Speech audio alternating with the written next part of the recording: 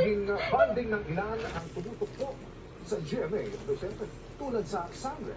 Pero level up pa ang banding ng nakilala naming mag-ina. Level up pa ang banding ng nakilala naming mag-ina.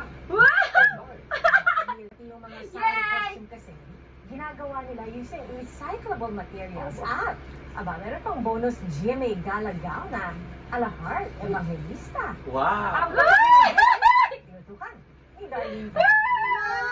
Wow! Ano? Kanya talaga ang OOTD mo? Bihis sangre ba? Sagot na yan, Mommy Rochelle. Wow! Galing! Galing! Charan! Tera! Ganitong Uy, Hinday, oh! Pagdala. The gown took about 5 months to make. Challenge accepted. Lumang damit na pinatungan ng cutouts at piniturahan ng bangkina. Ang resulta, Congrats! para sa GMA, ito Galing! Darlene. Ay, si Hinday, oh!